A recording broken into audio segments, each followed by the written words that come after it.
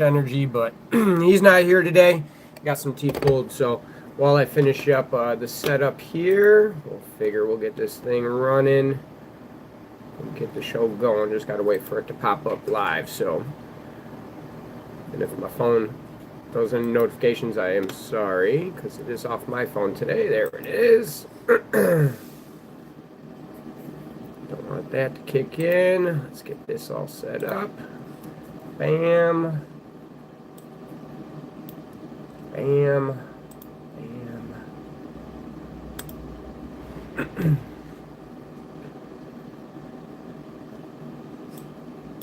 All right.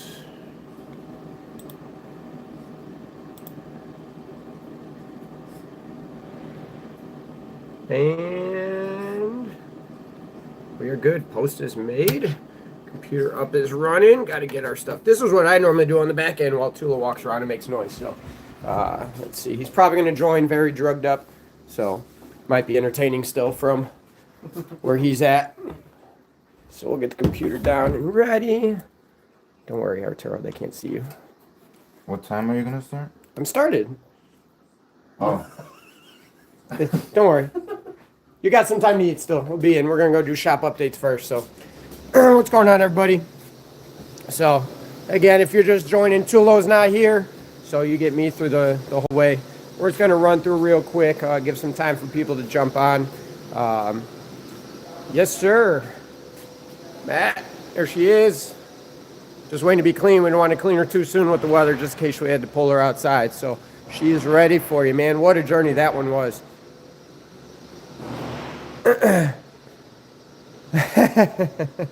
Hey, that's what happens. You got the luxury 392 now, though. So, again, talk about that one. She's still right there, sitting pretty, tucked away. So, but yeah, we haven't touched her since the track day. I'm going to start putting interior back in. My driver when there's no salt on the road. This one's actually running. Yeah, we're excited about that. We ordered a problem we had with this one. Everything pretty much is done on it, and she was running. The throttle body that was sent with the car didn't work. It was an eBay special, and it just didn't work at all. So convinced them to go with the Nick Williams 108, so that will resolve that. So hopefully next week that'll show up, and we can get that on the dyno. So that's been a long one for those if you haven't seen it. That one is a Helion twin turbo, Sound German, HP 90 swap, 309 rear end swap, the whole cradle, the whole shebang. Came from a Whipple, so it's going to be a completely different machine. It's going to be a fun one. Then what you're going to see here behind me, I was bumped my head on. I hit it every time. This is one of the cleanest WK1s that we've had in our shop ever. Let alone, in recent years. It is very hard to find a WK1 Jeep this clean. So if you don't believe me, I mean, this thing is beautiful. It reminds me of my last one.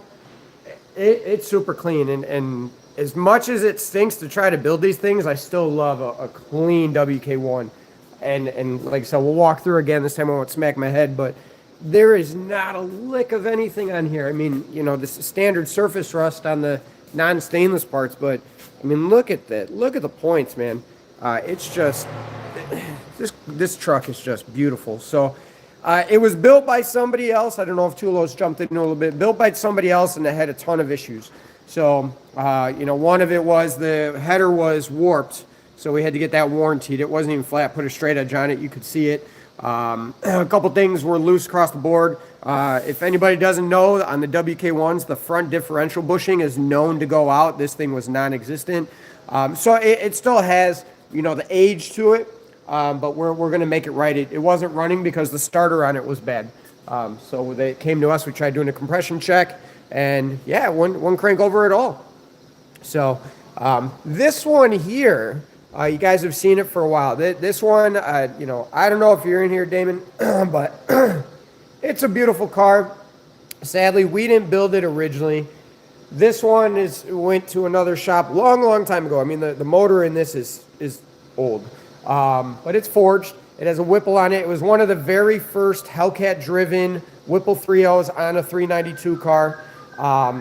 Fast forward, had a couple parts that went bad on it, bad lifter, and then came back. It's been through, it's on its third Whipple now. We did one under warranty, and when we got it back, the other one went bad with idle hours. So sadly, it's been here. After waiting for all those, and this car sitting for a while, we got it back, and all of a sudden, it started having some weird electrical issues. I'm talking, it would randomly shut off. It, field trims all over the place and then settle out, map sensor readings, throwing a coil code. I'm telling you guys, there's a ton of weird things going on. Now, cars sitting, not always the best, right? So my team is diving in. We're trying to figure out exactly what's going on, doing our troubleshooting.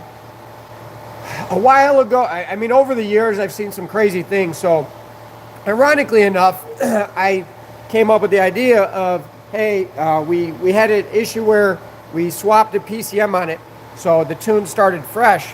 So all of the check engine lights, the codes for it were turned on.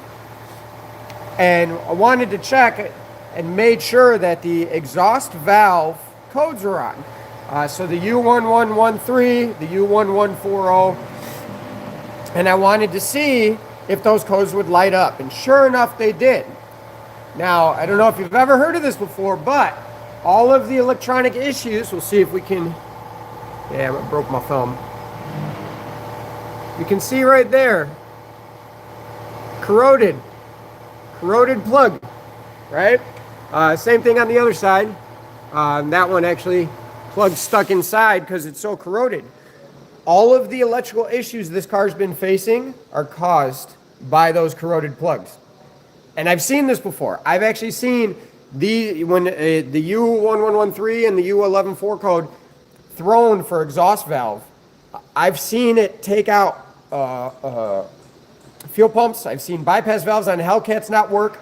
I've seen coils go bad. I've seen injectors throw codes. I've seen everything. And some people are going to sit there and be like, how is something all the way back here, this little motor, and that plug right here, how is that going to affect the whole electronic system? Well, the way a lot of these work is they get their 5-volt reference and signal. They all get it from the PCM.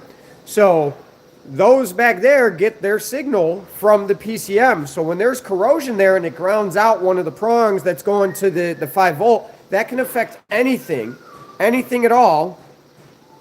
Notifications. That'll affect anything at all that is connected to that circuitry. So going back to the PCM, it can negatively impact everything connected to that circuitry in the PCM. So we got people looking for grounds. We did find some corrosion in a couple other plugs going back up to where the weather stripping on it was torn a little bit. But needless to say, corrosion inside a plug can go a very long way. Now, the other thing about it too is, I know a lot of people that delete those. They delete the motors, right? You still can get corrosion on the plugs and still have these issues. So anybody out there that might be having, misfire issues or weird electronic codes being thrown, sensor grounds or signal codes or anything like that, why didn't you go check your exhaust motor plugs to see? So good news is, pretty much figured out what was wrong with this one, and now we can get it back to Damon. The downside to that is it literally came down to some corroded plugs all the way in the back of the car when all the problems were happening in the front of the car. So, yeah.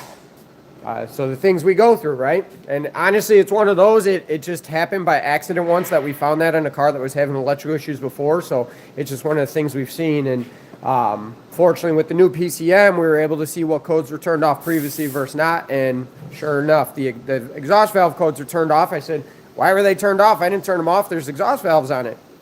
There you go. So previous one before me turned it off for some reason, and it eliminated that from seeing that code from popping up. So corrosion, very bad.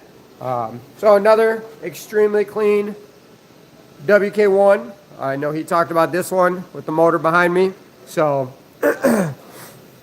it's another super clean one. Brother did his work on the cradle. When it's down, we always clean them up. So like new on that one. We were waiting for some parts to come in. It's very hard to source parts for these 6.1 motors now, guys. Yeah, just be conscious of it. I'm just going to show these because anybody that knows the story, I'm not going to dive into it, but there's a new permanent home for these two. So we'll just kind of leave it at that. If, I'm not going to put that on the live. This is supposed to be educational and fun. We won't go over how my Thanksgiving was interrupted. But again, hope everybody had a great and nice Thanksgiving. Another one here we can go over. I don't know. I don't think Paul watches these too often, but this car, another one of those nightmares for somebody, man. I feel for Paul. Great guy, great customer, and it just shows that sometimes bad luck is part of this hobby, right? So, long story short, we built this car originally, spec'd it with a stock displacement, ported 2.7, right? We still had a great turkey day, absolutely. But it was supposed to be, we were just trying to make it a consistent 8-second car that, ran with a stock displacement and stock 2.7 blower. So we did that. Fast forward, coolant pump failed, brought it in. He found a deal on a Whipple 3.8. So we threw that Whipple 3.8 on, made way more power than, the motor was technically built for. I mean, this thing was making 28 pounds of boost with the largest pulley on it. I had no timing in it. And then it just kind of became one thing after another. And it's one of those that there's nothing, sadly, we could have done to prevent it. It's just kind of the downside to the hobby. So, one of those that putting a big 3.8 Whipple on there, I don't think the studs he had were, the stock heads were too happy with 28 to 30 pounds of boost for abuse, because the car still ran 8s. This car did go 8s easily with no timing in it. But we tried, so we went in to replace the head gaskets just to make sure. And then I was in the parking lot adjusting idle just to play with it a little bit, smooth it out, a little choppy of a cam. And then all of a sudden, field trims on one bank went crazy out of nowhere. Fast forward, it ended up breaking a valve spring while sitting in the parking lot. I'm not kidding you. Pulled the heads off, sent them out. Machine shop went through both heads, replaced the valve and the spring. One valve was bent. The good news is the piston and everything were fine. He got lucky. It got smacked back into the head. There was no damage. They went over everything. And, oh, you want to hear the turkey day? Maybe we'll fill it in. I don't know. We'll see. It might be educational for some, so we'll see. I won't give the dirty details, but maybe we'll see. So, poor Paul, valve spring broke, parking lot, send it out. They get the heads, send them back. We put them back on. Same thing, back it out, idling in the parking lot. Bam! All of a sudden, field trims on the opposite side go bad. What the heck? Sure enough, man, we checked again. A valve spring on the other head broke. I am not kidding. At idle, no abuse. Man, could you, should you? That's a good one. Yeah, I'm not kidding. So poor Paul, man. One valve spring broke on the driver's side. Got that fixed while idling in the parking lot, the other side. Okay? Gets it back. Now we got this bad boy to idle. Everything's good. Just cleaning up, making sure everything's looking good on a data log. And then I go to take it for the first drive, and all of a sudden I notice there's kind of a dead pedal. And I look down at my data log. My pedal is moving, I can see that, but the throttle body is not moving until I exceed 20%. I've never seen anything like this. Now, I have hundreds of hours. I have hundreds of tunes that I've saved, let alone flashed onto this car to try and figure it out. And this just goes to show you how difficult tuning is, and doesn't matter how much experience you have, you're going to see things you never thought you'd see. So I'm flashing files. Nothing I do allowed the TPS to move unless you exceeded 20% throttle, 20% on the pedal. Nothing. I'm telling you everything. I even forced the throttle open and still it didn't move. So I'm trying everything, right? Shout out again to HB Tuners. I don't know if it was a software update along the way that did this. We know, tuners like us know, the 19s are a horrible year when it comes to tuning. Their PCMs and calibrations are very strange. So what ended up happening is there were two tables that I was able to locate with HB Tuners that as we were flashing it, they weren't actually writing into the PCM for some reason. Again, this is way over my head from like an engineering standpoint, but essentially the settings weren't taking, and what it was doing was limiting torque input under 20% throttle because I was making changes, but it wasn't taking the changes. So once I asked them about it, they sent over, and I went, back to basically an old software, flashed it, and the pedal came back. And that was what was frustrating is this car had great pedal before, and all of a sudden we lost it without changing anything from a tune standpoint. We went through several throttle bodies. We tried everything, and it just didn't go away. And we found that out. So they updated the software, fixed it, and now I can get this one home. So again, people ask why tuning takes so long. Like I said, that car was tuned perfectly, and literally out of nowhere, it loses a pedal. And we didn't change anything mechanically that could affect that. So that's kind of just one of the stories of the things that we go through, right? It's always something, man. It's always something. And then, as they say, once you think you've seen it all, you see a little bit more. So let's see if these guys in here take a peek. If you guys didn't see last week, check it out.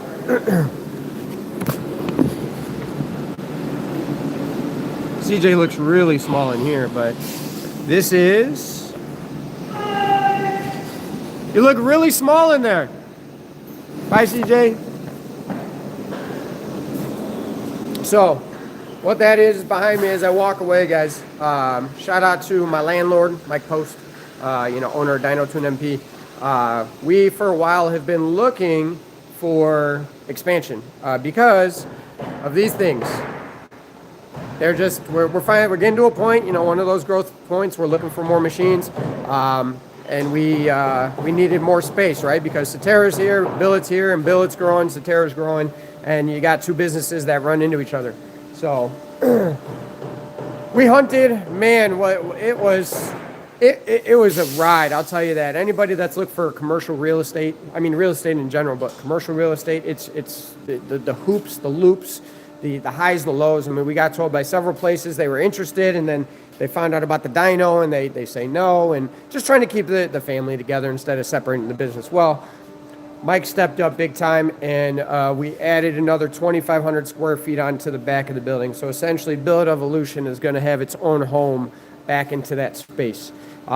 We also, man, you want to talk about pulling teeth, we also got an additional 600 amps of power added onto the building, and we're able to pull three-phase in. So for those that didn't know, the CNCs were originally being run off of single-phase, off an inverter, and it prevented us from actually using both machines at the same time, and we actually couldn't even use the machines at full potential when we were using the machine individually. So we literally, to use one machine, we had to turn it down to about 25% of capability. So now we have three-phase on, so both machines can run at the same time, and we are going to be expanding and moving those over there. So it's a win-win because Satera gets some space back, and then Billet's going to have their own space, and then Joe can, be left alone. Tulo won't be able to harass him. You know what I mean? But. What? I was laughing from what you said. Oh, yeah, Tulo harassing him. Yeah. So, Zoe, you want to make an appearance? So everybody that's watching our dog. So here's Zoe. You can't tell, but she only has one eye now. I don't know if I could zoom in here. I think we tried to. Yeah, see, here she is, our little princess. So we actually had to surgically remove her eye. Whoa. Surgically remove her eye last week. Or 2 weeks ago now. So she got into a fight with a cat when she was little. Cat won. We've preserved her eye for this long, but sadly we had to cut it out. But she's happier than she's ever been. So it's more painful for us than her, I think. She is the happiest she's been in a long time. So I just woke her up. That's why she looks groggy. So. All right, so we will sit down now by myself unless anybody wants to join me, but normally they don't. So I'll just be sitting here. Oh, you joining? Oh, dude. I'm by myself, CJ. Well, Mike said I can go to lunch. Oh, you Because got... I guess I'm a contractor today. Oh, well, I mean, it's fine, so. Cool. Both sides. Thanks. All right, let me sit down here. Let's see how it looks. It's just weird. Do I sit in the middle? I guess I'll sit in the middle unless CJ joins. So it's weird, a little different. Too low if you're there. I haven't seen yet. I don't know what your name is on here. You're able to help still. Let's see. So, Tonight or tomorrow. but yeah, Cameron, not yet. It's okay, bro. You can throw a cam in there. You just don't go hog wild with it. Just a baby cam. Our cam's a baby cam. So, Where's my flipping key? Oh, you're in a 10.6? Hey, we're almost at that 10.50 goal. That is awesome, man. Great work there. Should be able to fight them easy now. If you guys saw that white Durango that I posted up from the track, he just posted in there. He just went a 10.6. So we're chipping away at it slowly. Those big boats. That was awkward. It's funny because I see it twice. Oh, do you want to show your key? You're so proud of my it. studio engineering. His studio engineering. So Yeah. CJ had a broken key, and he fixed it with our 3D printer. Yes. And So- then we used a zip tie and a hot nail to weld the plastic together. I don't know if they can hear you, because I have the Do you microphone. want me But to just like say it to your head just really say- loud? But he used a zip tie and basically plastic welded it together. So, wait, there's I love Rusty Honda's 123. That would be Tulo if he's in here. That does sound like too. That does sound like Tulo, doesn't it? All right, I'm just reading through the comments real quick because on the phone you don't get to see it. I'm gonna go get some. Let's see. food. Don't be afraid to send the 300 here. Like I said, we'll keep it mild. We'll just keep a baby cam in it, stock converter. Don't go hog wild on it, but we can still turn her into a bottom 11-second car. Let's see what else. Let's see. Reading. I know this is the boring part, guys. Oh, dang. Yeah, track. Oh, man, Justin, I know how that goes, man. We were battling that last trip out with our shop car. It was rough. Also, too, check those tires, man. And I don't know how often you change them, but I know you've been to the track several times. You might be out of your radial. The other thing I'm going to recommend for you is maybe like a 315/50 Mickey Thompson. That's what we run on our narrow body cars and get a lot, or wide body, narrow body. Get a lot of success out of those. Every single wide body I've had, I put the 315/45 or the 315/50 if you need a little more sidewall on it, and it does help tremendously with that 60-foot consistency. So I know you're at like a 29.5 right now, but I think a proper radial 18 psi to start tire pressure and get it to like a 31-inch tall, it's going to help you tremendously, man. So next go around, I would look at those Mickey Thompsons if you can get them, the AT Streets. Ours with the like I said, 315/50 17 will go a long way. But yeah, bird turbo on it. So I'll give you a little background. The wife said I should do it as a kid. You should. So those cars that you guys saw there, and I get it, there's going to be disagreements on it and things like that, but like a little, 17s, that's what I run on mine. So those time slips I was sharing with you, Justin, those were all cars that ran 17s. So they did a 315/50 if they struggled with traction, and it helps tremendously because of the amount of sidewall. So shoot us a message after if you want. I can give you a part number, so see if you guys can locate it down there. I think that will go a long way for you. So, just little educational, guys, for those that want to know or haven't heard, and what I was referencing on that because it was asked. So we're not, to disclose, we're not a greedy. We're not greedy at all. We have what did I do to my thumb? That'll be the next question. We have terms and conditions. We're a small business. We're very small.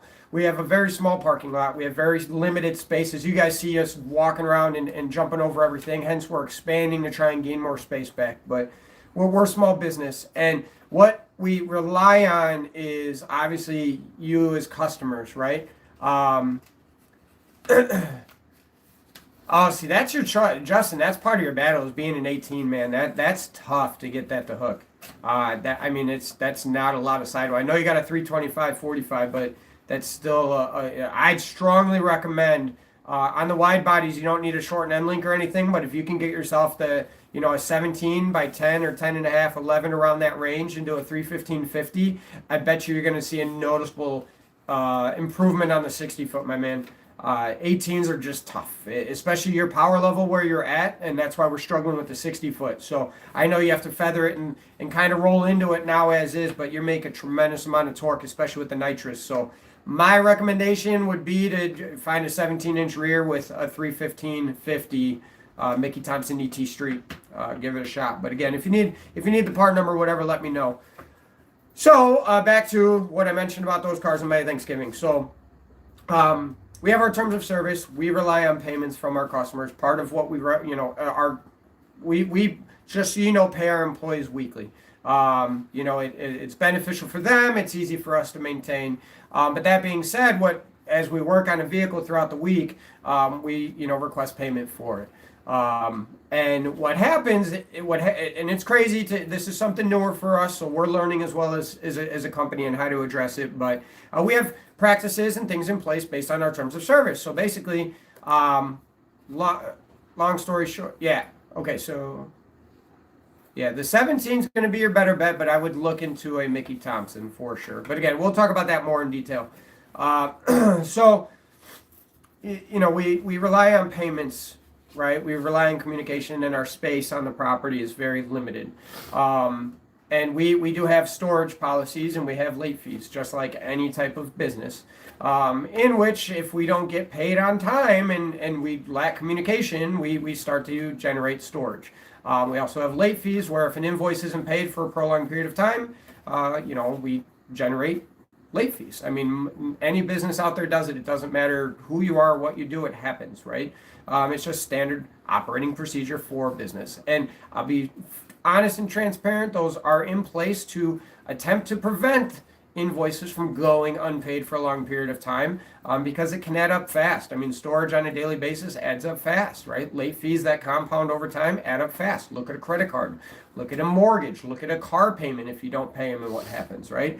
We're a small business and we're no different. And what a lot of people forget is when work is done on a car, we pay our employees right away. We don't necessarily make them wait until we receive payment from our customers, okay? So out of the gate, we pay our employees. We pay in insurance. Also something with our insurance that they do on a monthly basis is we send in, and they do audits occasionally, but we send in basically a list of the VIN numbers of the vehicles on the property.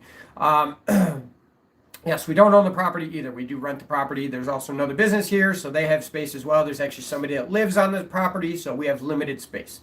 So space is gold to us as a small business, right? And while we're waiting for parts for a car, we don't charge storage, right? If it's on us, then we're waiting. We don't charge storage. It's just common practice, right? It's fair.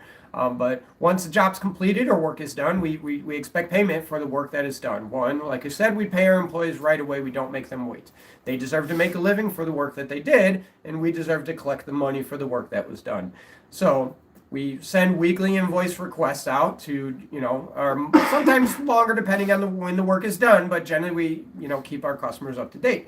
Also, we send links that have links to the invoices that are live, meaning every time you click on them, the invoice is updated as we update them on our end. So as we progress throughout the week, you can click on the invoice and see what might has happened, changes and things like that.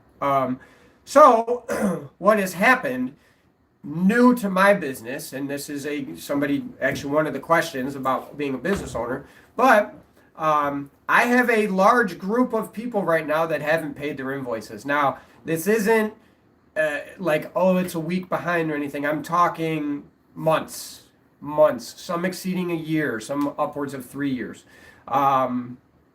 And that's detrimental for a business like ours, especially when, we rely on, we're doing the work, right? We're relying on that to, feed our families, pay all the employees and everything like that, our insurance, our rent, utilities and everything and this, that, and the other. What is forgotten too is that we because of the limited space we have, when we have cars that are sitting that aren't supposed to be here, paying customers or our customers that are scheduled for drop off now don't have a space to park in, on top of the cars that are waiting for parts, the employees, the people that live here. So again, space is limited. As we say, we're an income generating business, and our real estate is what generates our income for us by vehicles being here. Okay, so like as an example, now I have 2 vehicles taking up a lift that I can no longer use because, disagreeing or not, whatever the case may be, those 2 cars have open invoices on them in which they decided to come on Thanksgiving Day unannounced in an attempt to take the vehicles. They loaded them up on a tow truck, and we're going to take them without paying their invoices. And that's I'm not going to dive into it too much deeper than that. The fortunate news is the guy that lives on the property is actually a technician for the other business. And I have security cameras all around the property. So the other benefit too is I live pretty close. So we have minivans, which are very fast. So, about to sit down with my family to have dinner on Thanksgiving Day, and I had to run to our shop. Yes, he is. I had to run to our shop because there were two vehicles being hooked up to a tow truck trying to leave the property that had open invoices on them. So again, talking about detrimental to the business, you know what I mean? It's one of those that it was a combination. Man, it's not even a Hellcat minivan or boosted yet. That NA36 flying. But whether you disagree or not, it's one of those things. You can't just take it and run with it, right? And you know that's what they were trying to do. We have open line of communication to negotiate. We have open line communication. You know, one of them was in conversation with our lawyer because of it, and the other we were trying to get a hold of with no success, and they just showed up to try to take the vehicles. So that's tough because they took me away from my family for a couple hours. It also interrupted my lawyer's day. Obviously the police, but they work, but still. Dave, which was mentioned, he's the hero. He was trying to sit down with his family, and there's police and tow trucks and everything on the property while they're trying to eat. The landlord as well obviously saw it on the cameras of, you know, police and everything going on the property. So yeah, they attempted to take the vehicles without paying the invoices. So yeah, that was rough. And like I said, I have 8 vehicles right now that are outside. The shortest one is about 90 days, and then exceeding that onto a couple of years of people that vehicles are here that haven't paid their invoices. So that's all I'm going to kind of say on that one. That's what my Thanksgiving Day was. You know, it's frustrating. You know, the wife can relate to. I don't get a lot of days to fully disconnect from this, and it's part of what happens when you're a business owner. But any small business owner, anybody that understands, knows that those days are limited, especially when you have a family like I do. And Thanksgiving is one of those days where there's 100% disconnection normally. And this year it was interrupted. So we made the best of it. We still had a great dinner. You know, we still had a good time with the family and, you know, the superheroes out there and everything like that. But it's one of those, regardless if you agree or not, man, there's a right way and a wrong way to do things. And I don't think, you know, trespassing and stealing is ever the right answer. You know, I'm very open to conversation and discussion to try and figure out what can be done. But at the same time, as we say, we offer 3 services here: mechanical, tuning, and storage. Yeah, you know, it's one of those things that the last thing too is I don't want vehicles. You know, I will say that some people think that it's done on purpose in an attempt to get vehicles. That's not the case. I don't want them. I'd rather have my money so I can pay my employees back and cover the parts that were installed and, you know, recoup for the time of the vehicles being here. You know, and like I said, I'm just a small business, guys. I'm not out to be greedy. I'm not out to try and take anything from anybody. It's purely just we're running it like a business, you know, and, you know, whether you disagree or not, it is what it is in regards to that's what our terms of service are. It's clearly stated beforehand, and if you don't agree with it, you don't have to do business with us. But you can't agree to the terms of it and then argue with it after the fact, you know, especially when plenty of notices were given and attempts were given, and then it, you know, to try and throw it back on us. At the end of the day, you don't steal, you don't trespass, you don't, you know, do things illegally. There's always a better way to do it. But that was my Thanksgiving, so. Beyond that, we'll get on to some other questions. Yeah, you know, it is what it is.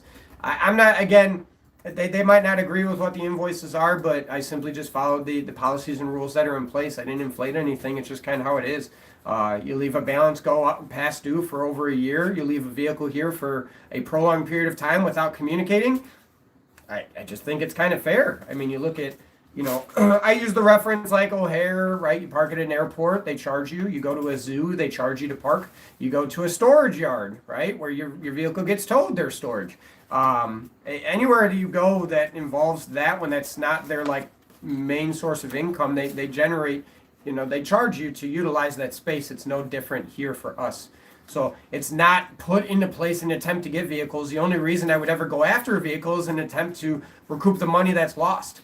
The other thing on top of it too that some forget is when I have a lawyer that I have to pay now to pursue. So as an example, a couple of the recent communications with these people, I had to have a lawyer send a letter to them for them to reach out because we've attempted messages and calls and no response and just being ignored. So we have to go and then I pay my lawyer to do it. And now I have spent hours and hours of putting together the proof, the documentation, everything that we have, showing the reasons why. And it takes time out of my day from tuning and helping the guys out in the shop. So there's a cost, you know what I mean?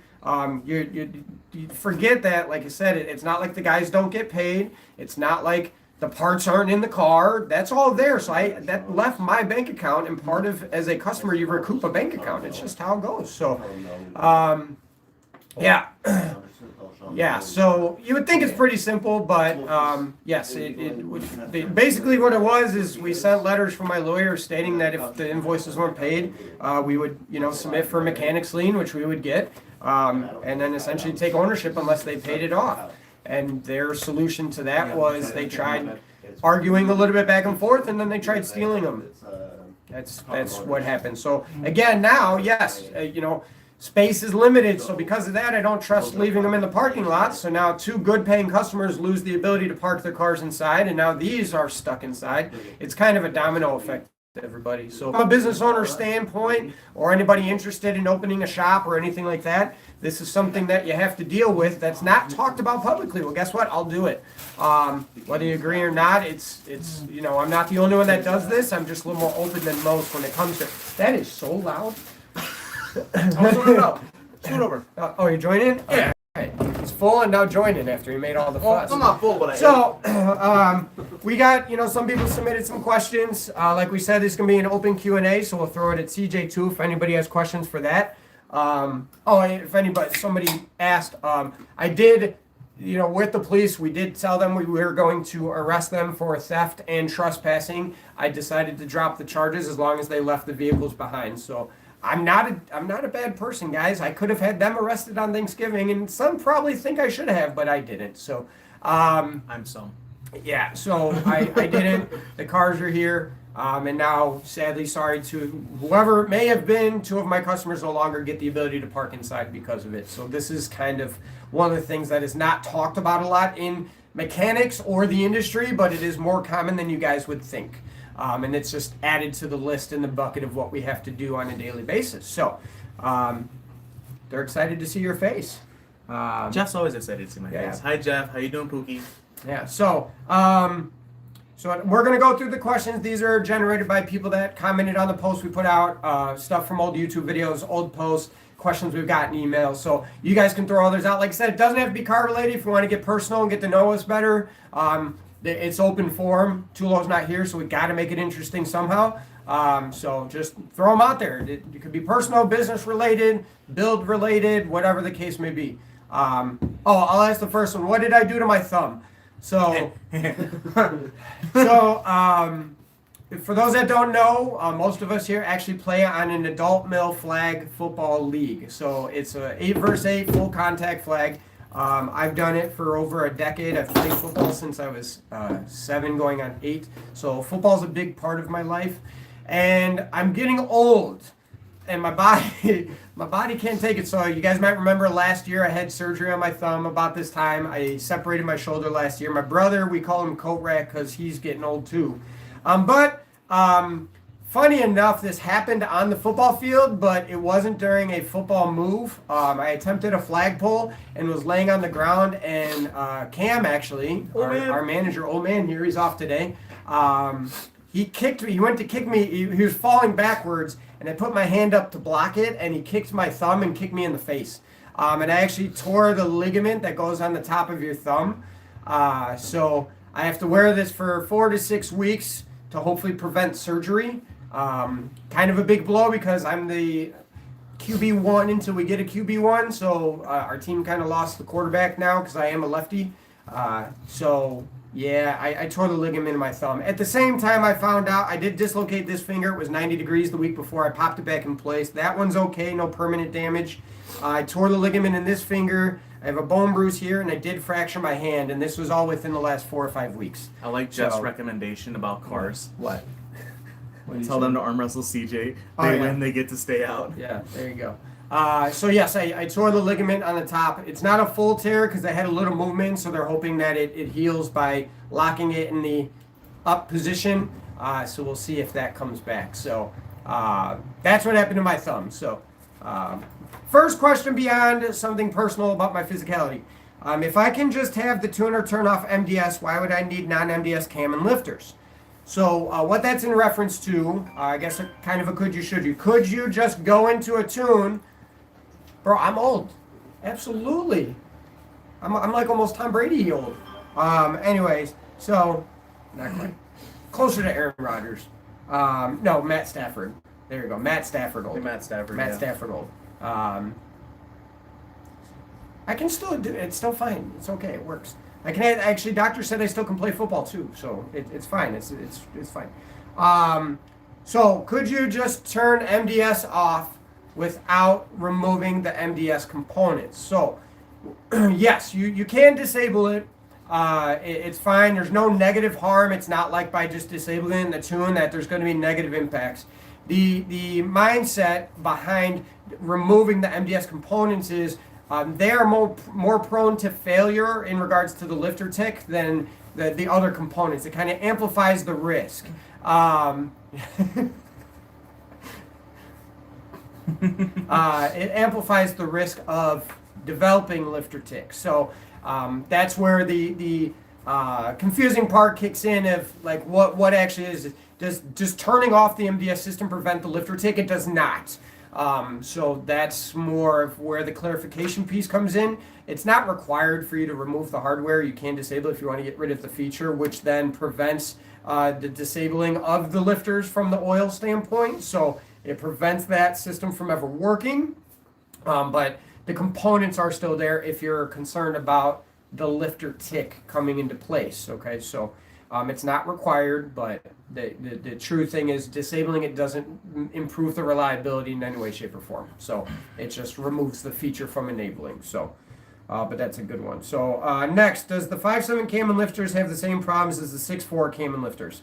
Yes, it's again, the more common failure point is the MDS lifters, but we posted up a picture a few weeks ago of a customer we had here that was here for a cam when they had a lifter failure. Well, guess what? It was the non-MDS lifter that failed. It wasn't even the MDS system that failed. So it's Hellcats are able to have a lifter failure as well. So it's not it's not a 6.4 thing. It's actually an MDS thing, which comes in 5.7 and 6.4, and they do use the same lifters. So again, it's also not just those that fail. The non-MDS ones do fail as well. Best way to prevent it is just do your oil changes. Keep the oil clean. Also, too, I don't recommend to go to the 5,000 like they say. Stick to 3. It will go a long way. But proper oiling, oil temperatures, and oil viscosity, the quality of your oil also determine the failure. There's plenty of people out there with 150, 200,000 miles on OEM components that have proper maintenance done to them. And then I've seen lifters fail with 20,000 miles on it. So 3,000 is that magic number. So, yeah. Next question. What does E85 do to a car after sitting for over a month? So, for those that check in here often, you hear me talk about E85 sit for a prolonged period of time. It gets thick with 3 C's. That's one way to look at it. Yeah. Get it. So the downside to E85 sitting is that it's alcohol based, and alcohol loves to absorb water. So when water mixes in moisture from condensation or anything like that, it turns into a gel, and then that gel becomes very thick with 3 C's, and then it just basically gums up inside the fuel system. So that's what happens is you have more opportunity. So by turning a car on, the fuel pump cycles, moves the fuel around, heats it up, believe it or not, which helps breaks down the moisture, obviously has fuel exit the fuel system into the combustion chamber and just allows it to cycle. So that's why you want to do that, because there might be a little moisture from sitting for a week or so, but you get to basically burn it off. And then the longer you let it sit, the more chances of it turning into a gooey type substance that will just destroy everything from fuel filters to clogging injectors to the pumps themselves. Also, ethanol is very corrosive. And again, when something just sits for a prolonged period of time without movement, it can negatively impact things. Although the components are all ethanol based, it's just the characteristics of corrosion from sitting. So that's why we say at most 2 weeks, you should start your car at least once, get it up to operating temp and turn it off. If not, you should either drain out ethanol, put pump gas in, or when you're ready to drive it again, drain everything out, really clean the injectors in the system. And I usually recommend to cycle 2 tanks of gas through it before you do any type of abuse, just to be safe. But that is why it turns into a gooey, gunky, gel type substance that clogs everything. So, in essence, it gets thick with receipts. Yeah, that's what he said. You So answered to that piggyback, pretty yes, much, yeah. off of it, I do recommend either to start the car periodically or drain it out and get rid of as much as you can and throw pump gas in it, in which if you have a flex fuel tune or you need me to provide a 93 tune, I can do that for safety reasons. But don't want it sitting. Same thing in a container. As long as the container is completely sealed, it's okay, even if you did open it and then reseal it. But anything that's open to the atmosphere, not a good idea.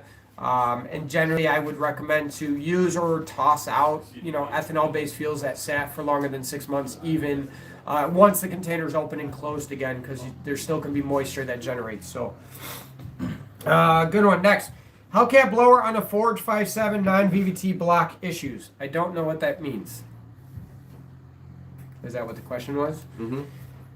It says Hellcat blower on a Forge 5.7 non-VVT block issues. I'm gonna guess Like, is there issues with it when you do this? Are they referencing like the block like failing? I'm not 100% sure. So I'm going to run with that. I'm going to say, it depends on the horsepower. So naturally, like a 5.7 non-VVT, you can make 800, 900 horsepower, even 1,000. The blocks are okay. Beyond that is when structurally and by design, we do recommend to go to a BGE. But if you think about it, there were plenty of guys making 11, 12, 1,300 horsepower before the BGE block or it was ever out. So you can make more, but with the option of a BGE being available, that gets our vote at any time. It might be an option. So other than that, I don't know what type of problems you might see or issues. So, so the next question, I'm going to leave out a competitor's name, but somebody brought up like a Texas Speed Stage 3 NA cam or somebody else's cam. So this is kind of how it works. Is the Texas speed cams are good differentiators, 1, 2, 3, 4, based on aggression. But I will tell you this: most aftermarket cams or spec cams by a shop like ours, for example, we'll use an example. If you get a cam we spec, is going to be more aggressive than a stage 4 cam from Texas Speed. So understand that the way Texas Speed came about it is they're trying to just get cams that are very easy to install and don't push the limit of a torque converter, don't add too much power or stress on the valve springs. So they do bump up efficiency and power, can get a good sound out of it in the same token, but they're not very, very aggressive. All of their cams you can run with a stock converter. Whereas when you go to these aftermarket cams or buy a shop, we actually want a little bit more. Also, too, because we have the options of the Texas Speed or, Comp Cam or whatever the case may be. We have those shelf cams ready to go. So anything we're going to come out with is going to be more exaggerated and a little more aggressive. So that being said, what we generally do is ask for a short and long-term goal for our customers to make sure that the cam they choose now is beneficial now and then. Oh, I was gonna write down those ones. So Oh, well, we I can get see it. the We rest can of go them. back. It's fine. These are just ones that were off before. So, yeah, so we're almost done with them anyway. So yeah, that's more of make sure it's right for your short and long-term goals, right? I don't want to see somebody get a blower cam and then never put a blower on it, or get a blower cam and then they go turbo. We like to prevent these things because although a cam is better than no cam for most cases, you can be leaving some efficiency and horsepower on the table if you don't spec it correctly. Also, what I strongly recommend, and that whether you choose me or not, that's fine. Talk to your tuner.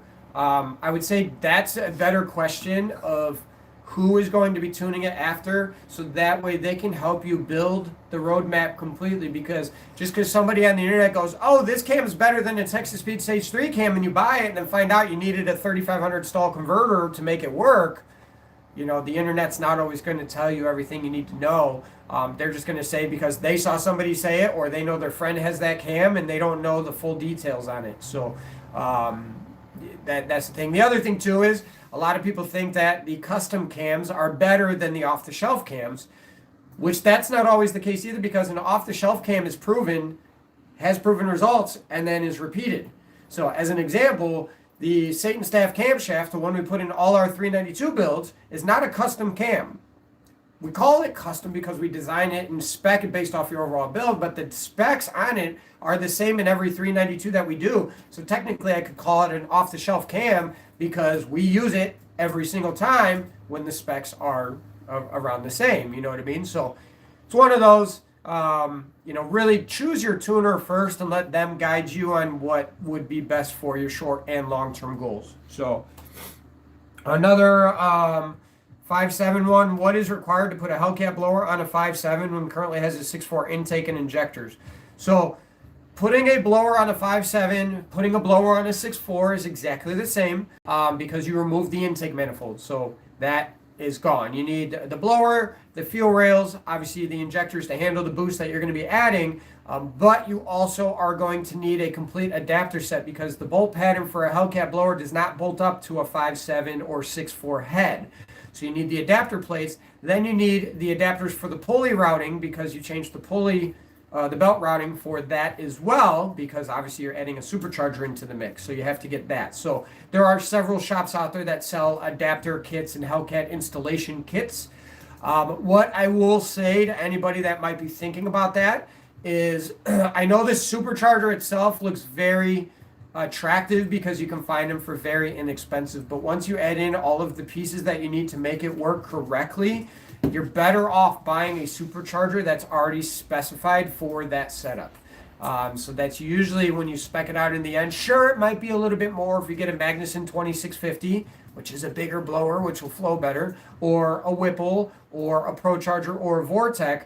But the fact of the matter is they're capable of the same, if not more power than a Hellcat blower. And it's a direct bolt-on without having to try and make something work that wasn't designed for it. Yeah, because one thing about the Hellcat blowers, although you're not spinning it big on a 5.764, is it's bearings in them, so you don't know how good the factory bearings are if you got a factory one. So now you're not only going to be putting a lot of stress on it, because the way they get those to work is they put a pulley on by flipping it, which extends where the belt wrap happens out forward more, which puts more tension on the shaft bearings. So reliability standpoint, but I know a lot of people do it and they swear by it, but because they think it initially is going to be cheaper. But the fact of the matter is now the aftermarket support is finally there. I would recommend to go look at, like I said, a Magnuson or a Whipple or a Vortec ProCharger. All of those have kits made for your vehicle that are direct bolt-on without adapters and things like that. So I love the IHI blowers. They're outstanding, but I don't think they're good for low horsepower applications like what would be on a 5.764. So my opinion, I think there's better options out there. Next question. This is a deeper tuning question, but it's referencing, can you adjust field trims with neural network still on? So for those that don't understand what neural network is, modern Hemis use a system called the neural network. To break it down, it's a very sophisticated back-end math equation that happens that uses a bunch of reference points to determine fueling that is needed, which estimates torque, airflow, everything like that. So it's a very complex system. The answer, or the question again, is can we adjust field trims with neural network on? And the answer is absolutely. There's a couple of ways to do it.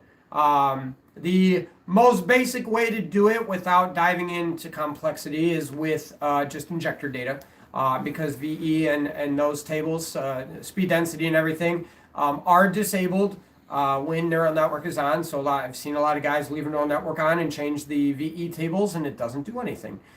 They think it does, but it doesn't. The way you can adjust it is the field trims. Now, how do you properly adjust the VE, volumetric efficiency, of a neural network vehicle to adjust the field trims?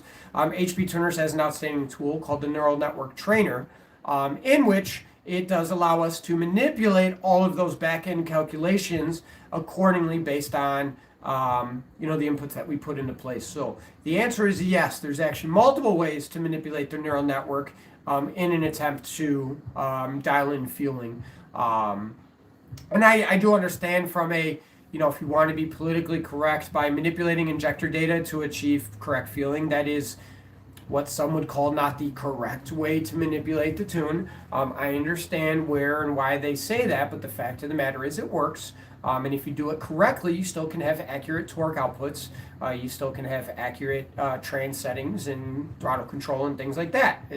It works. The neural network trainer is technically, I guess, from a political standpoint, the correct way to tune neural network. One, there's an additional cost to it. You get tokens, you have to pay for additional tokens, not credits, tokens. It's a different thing. But it also takes, you only can do that for 30 days. So every 30 days you have to renew these tokens as well.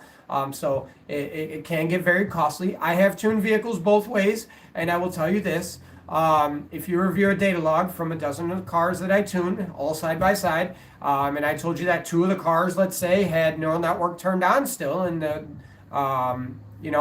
and we'll say 2 of them had neural network turned off, and then we'll say that the rest of them had neural network tuned with the neural network trainer. You wouldn't be able to tell the difference because we do it the correct way. So, at the end of the day, what we're trying to achieve is a result. And sometimes you might not like the look or actual input that is shown when you pull the tune itself. But from a data log standpoint, if things are accurate and the targets are being achieved, that's truly what matters. So I love on the internet when these people put up VE tables that are all over the place, or a table that doesn't look right or might have a lot of contrast to it, and then they try to badmouth a tuner. To me, those are people that don't understand tuning, really, or they're just desperate for work to try and badmouth somebody else to do it. Because at the end of the day, mine is, what does their data log show? Because if they're going to critique that, but the data log, everything is correct, what does it really matter at the end of the day what it looks like beforehand?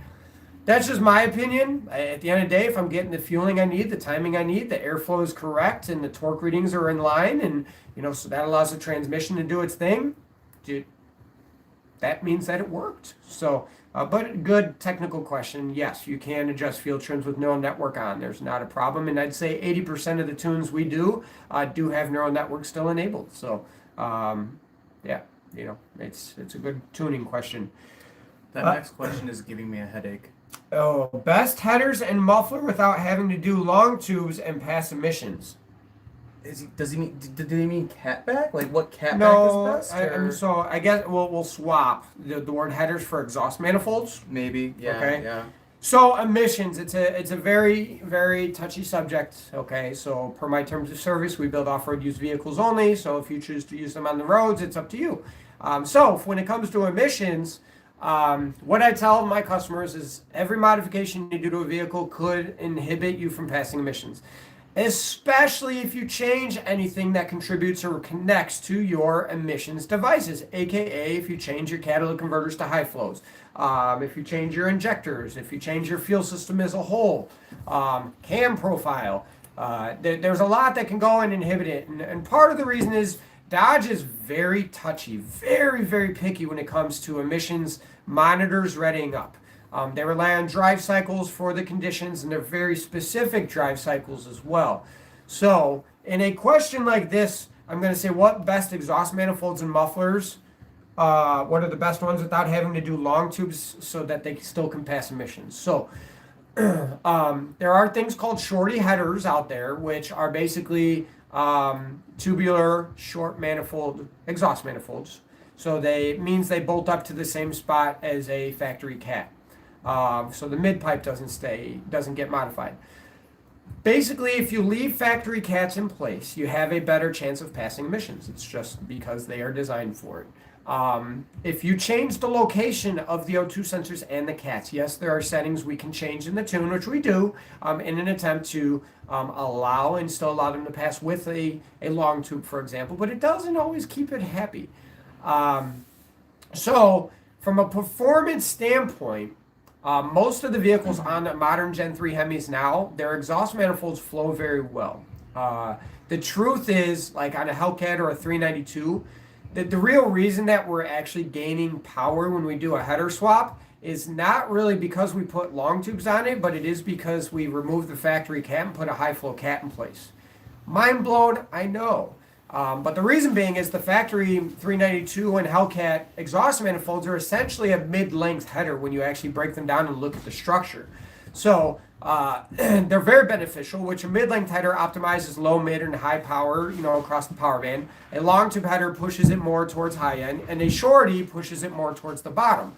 So the reality is that, if you get a set of headers that utilizes a stock mid pipe and cat, it's going to be very similar to that of a 392 Hellcat setup. Now, 5.7 cars, for example, any of the 5.7s, if you swap those out for a shorty header or do a 392 or Hellcat exhaust manifold swap, you will gain some power from it because the 5.7s don't flow as well as the 392 and the Hellcats.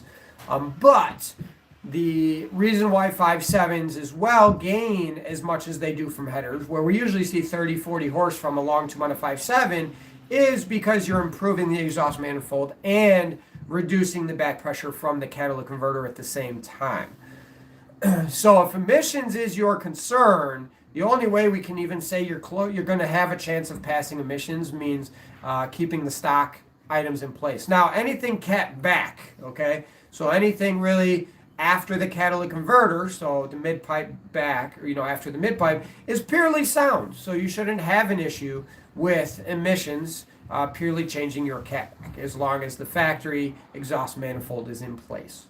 Or a factory cats, I should say, are in place. So the muffler itself doesn't generally affect your ability for emissions. It's your catalytic converter and the location and quality of that. So that's how that one kind of works out. So that's a long drawn out one, but yeah, so that's how that one works.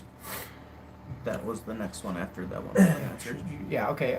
Will it hurt an ice tank setup if the pump is unplugged and drained for storage versus putting coolant in it? No, it won't hurt it at all as long as it's not turned on. So, having it unplugged is key there. But letting it be dry is not a problem. It's the same as if it was sitting in a box on a shelf. It doesn't go bad in a sense of that. So again, coolant or antifreeze has a double meaning to it. And basically it has two characteristics. One, it helps basically to extract heat from components as the coolant flows through it. That's where it gets the name coolant. But then antifreeze, because the mixtures in cars has chemicals in it to prevent it from freezing when we get cold temperatures. So, it's not one of those that it's in place to lubricate anything. It's purely there to help draw heat out of something and then prevent it from freezing in the same token. Because out of an ice tank, for example, if you have water in it and then it gets freezing out, it can freeze, which will then damage the pump, your supercharger, your intake manifold, or anything like that if ice is in it and it expands. So I would say if you have an ice tank, make sure it's not water, coolant if you're going to leave anything into it, or draining it will not damage it in any way, shape, or form. So that's a good question. Next one. Does the new MPVI-4 device offer any advantages to tuning with this platform comparing to the MPVI-3 that it would be worth upgrading? So it depends on what you're doing with it. So the difference between the MPVI-3 to the newly released MPVI-4, I was actually a beta tester for the MPVI-4 for a few months, and it's pretty cool. I was a beta tester for the RTD4 as well, which hardware-wise, they are the exact same. So I had, fortunately, due to HP Tuners, thank you again for allowing me to be a beta tester, about 6 months of hands-on usability of the RTD/MPVI-4 before they were released to the public. So what is better? I will tell you, they are basically mini computers in your hand. So they have Linux built in. They have very impressive processors. That's better than a lot of people's laptops that I tune for. It's got increased memory built in. So what do I see from it? Connectability, the Bluetooth is better for wireless connectivity if you're doing TDN type of data logging or flashing. So for those that don't know, you can data log and tune a vehicle via application on your phone. That process is much quicker from connecting to the Bluetooth, to flashing, to reading, data logging, and everything like that. And now there is a hidden, and I wouldn't say hidden feature, but a feature that a lot of people don't know that the MPVI-3 could do. Actually, I went back to the MPVI-2, but I never used it because it wasn't good. But the MPVI-3 did have it. The MPVI-4 and RTD4 is far superior for this, is wireless and computerless data logging. So what that means is if you have your, we'll say without that too. You don't need a phone, you don't need a device. Literally, you can have it plugged into the OBD2 port. It's kind of like a standalone where you can set triggers so that it kind of constantly monitors it. And when it sees the trigger, it starts data logging. So, for instance, you can set it where once it sees, 70% throttle, it will take a 30-second data log. Okay, so wireless data logging, and you can load in your channel listing too. So, like the channel listings we use or I send to my customers that use a computer for remote tuning, you actually can upload those channel listings into the MPVI-4, RTD4. It works for those as well. And then you can just leave the device in and you're out. Somebody rolls up next to you in Mexico and you want to do a hit. You do a hit and then you want to get the data log after. You then plug it into a computer and you can take the data logs from the device. And because the device itself is powerful, the data logs are flawless. It's like having a computer plugged into it. So that's one of the benefits of the newer devices is the wireless data logging. I have noticed is much better, much more reliable. I know it was kind of janky on the previous versions, and that's why I kind of didn't talk about it much. But that has been kind of fixed with the newer devices. And racetrack. How many of us at the racetrack? I'm guilty the last time, where we have a laptop set up. Some of us are smart and they get holders. Others just put it on the floor or in the passenger seat, and then you launch it and it ends up in the back seat or in my gutted car in the trunk. Laptop closes, hopefully it didn't break, or the plug comes disconnected during a burnout or something like that. With the RTD4 and PVI4, you just plug it into the logger and then you can have a data log. You can also hit the button on it to initiate a data log as well, so that way you can have it data log for your whole pass. And it's just very cool to do that. On top of communications are quicker, reads are a little bit faster, writing's a little bit faster. It is, so, I passenger seat, right? But I've lost some computers from where it goes. So, that's kind of the difference between it. So there's not many updates, who's the smart guy with the holder? Not me. There's a couple of them. Other ones are like use tablets. Those are much better than Windows-based tablets or something. Shout out to Brandon. He's got a beautiful setup in his when he does it. So there are other ways to do it if you want it. It's nice. I'm a big fan of. Probably shouldn't say it, but I do it. I start reviewing the data log as I'm coming down the return lane to see if I should do another hit, if I got to make a change or whatever. So it is nice for me to have that up there, but. For my end users, my customers, that are going to email them off to me or something like that. You don't need a cable, you don't need a computer. Also for going for that record and you're 0.001 away. Like we lost our record by 0.009 seconds. 0.009 seconds. Man, if I didn't have that laptop in there, I probably would have taken it. You know what I mean? So, jokes aside, but.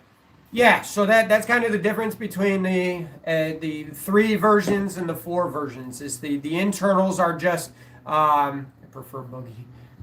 That's what we named my oldest daughter. That's weird. I mean, that's her nickname, but that was weird. I thought you were having a stroke for a second. What do you mean? I thought you actually named your daughter. No, Boogie. It's her nickname. It was her nickname beforehand. That's not Aubrey's it. nickname is Boogie. But yeah, it's great. It's a great device. MPV3i guys, RTD3 guys, is it necessary or worth it to upgrade it? I don't know. I wouldn't say it's necessary. If you have like a 2 or a 2 plus, definitely. I would strongly recommend to upgrade it right away. So I agree there. Yeah, you're not wrong. But reaching over to get that seatbelt from the passenger side, especially when you got a helmet on, man, it gets annoying after a while. So, but yeah, it's a good one there. So man, I was expecting some personal questions, but nobody got personal on this one. So that's They sad. did ask us earlier, pizza or tacos. Pizza or tacos? Yeah, it's like up there a bit. Pizza or tacos? It depends. Let the fat man answer. It depends, okay? Because if you're talking like regular, basic thin crust pizza, I'm taking tacos all day. But if we're talking about some good deep dish pizza with some sausage in there, I gotta go with the pizza. Enough said. Enough said. The fat man has spoken. We'll leave it at that. So, piggyback to the MPVI. So, to clarify, the MPVI 3 and the MPVI 4 have the ability. You have to set it up in your VCM scanner. Jeff wants to die. Jeff wants to die. Jeff wants to die. Oh dear. Okay. Jeff wants to die. So, mic drop from Melissa. So with MPVI 3 and MPVI 4, you have to go to the options menu. Hold on, I'm going to pull it up real quick so I can speak if you're there. It's going to be under vehicle. And then you go down, and then when you have your device, it will be MPVI 2 data logging or MPVI 4 features. Or MPVI 3 will be for the MPVI 2, but MPVI 3 does it, MPVI 4 does it better. You have to upload your channel listings to it and set the parameters of your start-stop conditions, right? Or you can hit the button on it. It's in the user guide. If you find it for the device online through HP Tuners, you can find the user guide. It will tell you about they call it standalone data logging, so you can Google HP Tuner standalone data logging, and it will walk you through how to do it. But the MPVI 4 does it better because of the options and the capability of the device itself. But see, Chris, I know you have the MPVI 2. The only problem is the MPVI 4 is bigger, which adds weight. So we're going to have to really decide if it's going to be that or not. I'm just kidding. It's worth it for you. I know we talked about it, Chris. It's time for an upgrade for you. So they have the upgrade program online. So if you have an MPVI 2, 2 Plus, 3, you can upgrade on their website. You click it. You get all of your credits back that you had before, the same amount of credits. You don't lose anything. But it is a worthwhile upgrade. For those that waited and didn't do the 3, I think it's good. I think it's kind of like an iPhone. You have to wait, every 2 years to upgrade instead of doing it year after year, because the 2 Plus to the 3, like the 2 to the 2 Plus was very minimal. The 2 to the 3, a little better, but the 4 is well worth it. So clear data logs. It can also, it can handle more channels at the same time as well. So, we had our C8 vet. With my MPVI 3, I actually had to reduce the channels, and this is a known thing with Global B when it comes to data logging. It struggles once you get to a certain number of channels in regards to the quality of the data log. They're super choppy and not refined. So previous data logs on the vet, I had to actually reduce the amount of channels so I could get a clear picture. And I literally had to dial in fueling different. I had to dial in tuning on a different channel listing to get it correct. Where with MPVI 4, I didn't have that issue.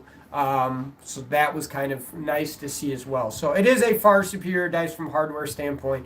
The standalone data logging has been around since the MPVI 2. It just didn't do it very well. So I strongly recommend to upgrade to at least a 3, but the 4, since it's out, absolutely. So you can message our Facebook page after this if you need help getting the standalone data logging set up. We'll help you with that. But no cable, no phone, nothing needed. Just plug it in, and then it will store as many as there's storage available on there anytime the instance you have in place is hit. So pretty cool. It's a standalone feature they implemented into their little device. So very convenient and cool. Once you get the hang of it, it's pretty nice, especially at the racetrack. One less thing you have to worry about. You just go and do your thing. So. The MPVI 2 was rough. It was rough. That's why they came out with the 2 Plus so quickly, because the 2 was a rough one. For me, I'm going to say pizza probably. Yeah, I'm a pizza guy too. But, Taco Tuesday, you got to do it. Taco Bell was a big thing back in the day. It was a post-workout thing for me and my boys. The Taco 12-pack was what we would eat after our workouts, going back 10, 15 years ago. Wow, I'm old. Yeah. That was me and my boys would hit up Taco Bell after and get a Taco 12-pack. So, I don't know, Taco Tuesday, but mainly pizza for me. So, that was a good one. What else? Who sounds like an AT&T employee? Me? I sound like when you were talking about the iPhones. Oh, it's because it's every 2 years. It just gotta, yeah. That was Volcano many times. Yes, that was. Yes, that was. And I don't like spicy things, so mine are the plain Jane tacos too. So That's so sad. it's not. It's healthier, better. My Learn insides. about spice. Learn about spice. Spice is good for you. I'm They good, said bro. capsaicin's good for your heart. I'm a ginger. That. Oh, that's a good one.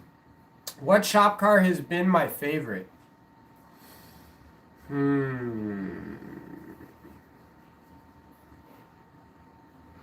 That's a good one. I'd probably say the twin turbo one, the twin turbo Charger. That car was we literally built it perfect, and I wish times were a little different in regards to. Well, it's just one of those. I chose to expand the business instead of continue with that car. The fact that at 4,800 pounds, that car was popping off 850s with moderate boost every time. I mean, that thing was on rails. It was actually boring to drive at the racetrack. Everybody jokes. Anybody that saw it in person kind of struggled to believe how fast the car was because it was so boring to watch go down the track. It was uneventful. It didn't pull the tire off the ground. It didn't. It just went in a straight line every single time. We had that thing dialed in perfectly. It was repeatable. I could drive it on the street. Obviously, the exhaust was out the front bumper for reasons to draw attention. But it's one of those. If that car had if I routed the exhaust back to the tailpipe and did like a cutout system like Jeff has, I probably would still have that car and daily drive it. It was just outstanding. It was we just killed it on that one. They've been a lot of fun. You know what I mean? I would tell you from a daily driver standpoint, my RHO was probably the best daily driver that I had. I kind of wish I was able to keep that one a little bit longer, but I bought the Vet instead. The Vet, I don't think that was, again, you win or lose some, right? The RHO was great. We pushed the envelope for the Hurricane quickly. The CA Vet was a fun car, beautiful car. My girls loved it. The wife raced it down the drag strip. It was a fun car, but just not practical for where what we were doing. The RHO was probably the best daily driver out of the shop cars that I had. I literally just felt like it was the most comfortable. The TRXs were all super comfortable, but the RHO was one up because of the weight savings and everything. The Durango Hellcat was a lot of fun. That one, we made a lot of memories in it. That was very cool. But yeah, for me personally, I'm gonna say it's that our green Charger. I would say that was the one car that when taking it apart and parting it out, that one kind of hurt a little bit. The red eyes that I had were cool, but that Charger was kind of like that encompassed everything that people kind of know me about. Twin turbo, engine bay, unique, daily drivable, and it performed well. So that's my answer there. So. Yeah, the RHO is fun. You should get one, Ray. I'm gonna put this in there before the next question. I think I'm most excited to get the new Charger. I'm not just saying that because it's literally within 2 weeks away from us getting our new shop car.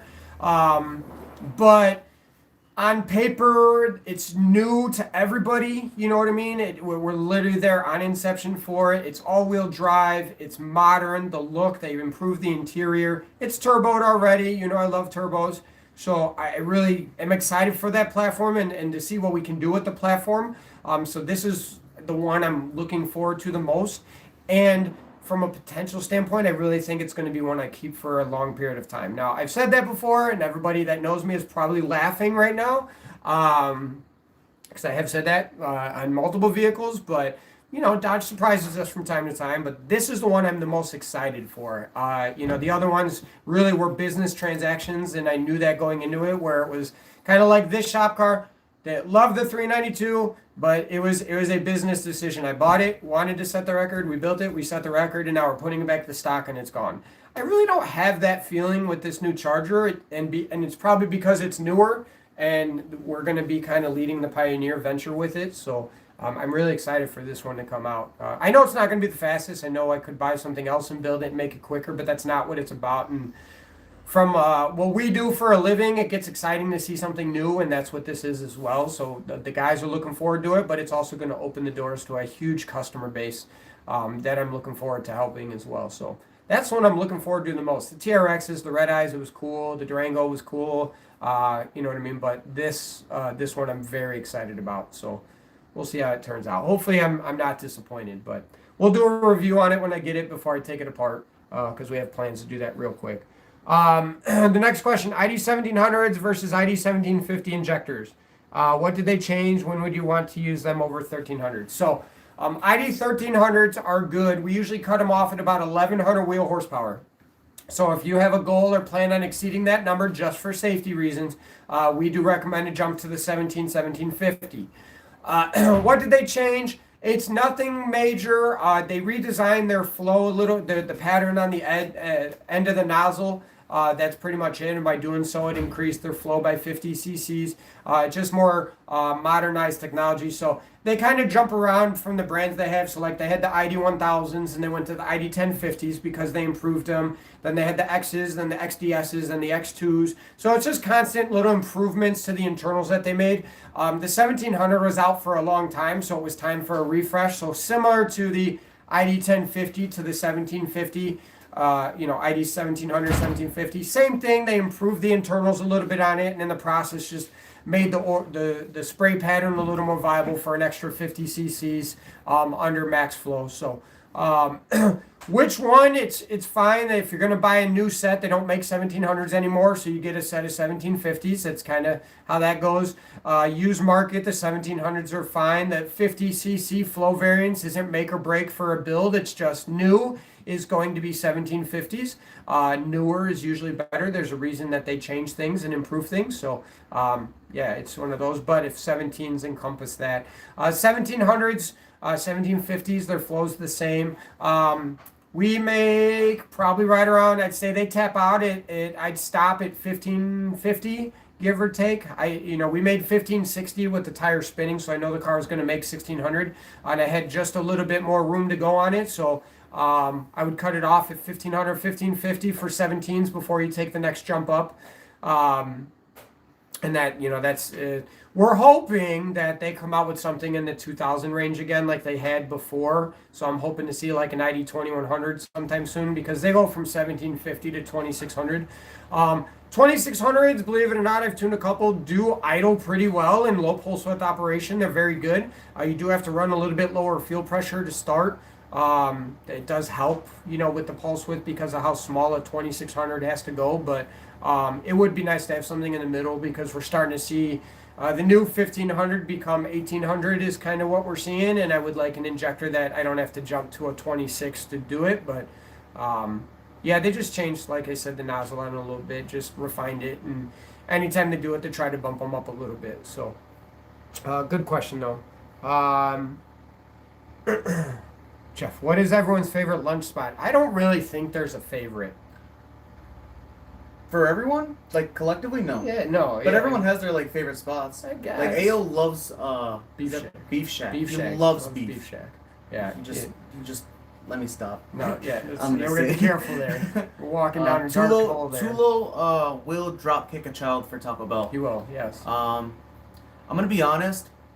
Jay is a little bit privy to Arby's, from what I've noticed. It's just that I just eat a lot from that. Yeah. That's all. It's just that they have Dan likes to cry at McDonald's. He does. He does like to cry at McDonald's. Yeah. That was sad. What's That was a sad day. Hey. What's your go-to lunch spot?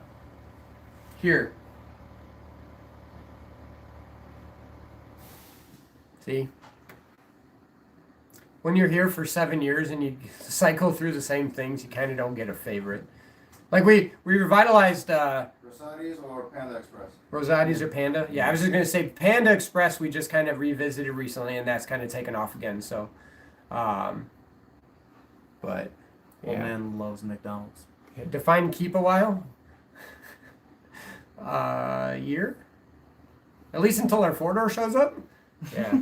I don't know. We'll see. You know what's crazy is Dude, how that long we've two-door kept the is second so how long we've kept the minivans. That's what's impressive. That two-door body style is so clean on the new Charger. Yeah. It's literally so Yeah, gorgeous. the more I look at it, the more excited we get. The car's going to be fun for the platform. The 4-door, I think we're going to keep. The 2-door is going to be a business transaction, but the 4-door, the minivans are ride or die. That's absolutely true. 2019 Charger, 275 upper, 10% lower, E85. What's the next step in this build? Love it or build it. I'm so torn. Leave it or build it? Probably leave it or build it. 275, 10% lower. That's the most aggressive pulley combination we run on a 2.4 IHI. So the next step you have is porting the blower with a larger throttle body. So Kong or Jokers are the ones we use that add about 50 to 75 horsepower at your given setup. Beyond that, you could do a cam and long tubes, which add another 30, 40 horsepower at the same pulley combination. We do have a couple customers that are race-specific vehicles that run our 266 upper and 10% lower, but not recommended for a street-driven car. Beyond that, our Vogue gets the Kong 2650 if you're going to go in increments. That one's good for over 1,200 wheel horsepower in regards to flow. So if you ever plan on really going beyond 4 digits, I would recommend to get the Kong 2650 before porting, just to save yourself that step. Or buy Brandon's ported 240, has that available for sale. Low miles on it, just done, he's ready to go. Or like Brandon, you could take the leap and go to turbos. Turbos get our vote all the time because of the flexibility, because of the growth possibility, because of the efficiency. So really for you on that one, Big Tom. I think we got Big Time SRT. I would, for you, sit down and really think of what your true long-term goal is with that car. Set that horsepower number, and then you can privately message us, and you give us that number, that big number, and then we will tell you what options you have to make that type of power. So, I hate to see people do things multiple times and then have to continue to do more. For example, like port a blower if they were going turbo, because porting the blower would make no sense. Sorry, Brandon. But lesson learned, right? So he'll be able to sell that blower, recoup the money, put into porting it. But we do like to save people money if possible. So we always like that long-term goal as much as the short-term. So figure out that long-term and then let's work backwards for it.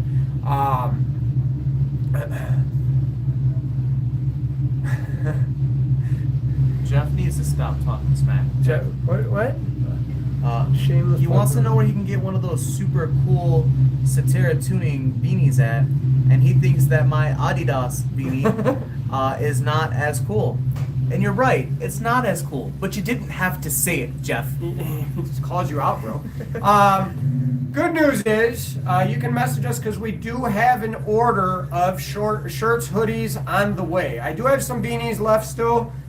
With some multiple colors, so I can have the guys' inventory and post it up. But we do have another batch of shirts and hoodies on the way. They finally are complete, and small little revisions on the design, but it's mainly the same type of look and feel. So they are on the way. So we're excited for that because we've been out for a while. There's a lot of zeros on that board. Sadly, the prices went up on them, but that's kind of like everything. The cost to us went up quite a bit. So. But we do have a lot of 3XL and 4XL shirts and 4XL hoodies. Why is the XL the afterthought on that? I just noticed that. Yeah, somebody missed it, so we had to put it at the bottom. We're going to blame Cam. That's probably fine. I think Cam is the one who did that. I'm pretty sure that's what happened, yeah. I'm going to redo it. Yeah, well, when you get the new ones in, yeah. So beanie, so I can put down the colors too. I'm broke because of bad financial decisions. Follow me for more. That's awesome. You should start a media channel for that and get money off of that. So all right, guys, I've been at this for an hour and a half. I got to get back to tuning some cars. I did not get this at Old Navy. Sorry to interrupt you. I stole it from my friend who's named Steven. And he doesn't know I have it, but I've had it for like 4 years, and it's my favorite hat. I don't know where he got it though, but it's Adidas. Sorry. You want 2 of those hoodies? Who? Yeah, we have 5 of them. No. We have 5, Jeff. You don't get hoodies. 5. You're rude. 5. He's not rude. It's rude to me. Oh. I feel like I'm talking to my kids right now, trying to explain what rude is. All right, guys. Hey, thank you for chiming in. Tulo, I'm surprised. Tulo probably fell asleep. He looked pretty drugged up in the pictures he sent, and his text I couldn't read. So, Shoot us a message if you need clothes for what we have. I'll have CJ take inventory and pose in all of them so you can see the different fits and feel, different colors and everything. So thanks again, guys. Have a wonderful weekend. Today is Remy's birthday. He's not here because he got bathed. So everybody wish Remy a happy birthday. He's 2 now, right? He's 2 years old. Wow. He loses his nuts in a week. Drago is 35 and still has his nuts. Oh, yeah. Well, I don't want accidents to happen. So, yeah, poor man's losing his nuts next week. That's what happens on his birthday weekend. So, thanks again, everybody, for checking in. Bye-bye, nuts. We'll see you guys next week. Thanks. Bye! Oh, it's not done yet, is it?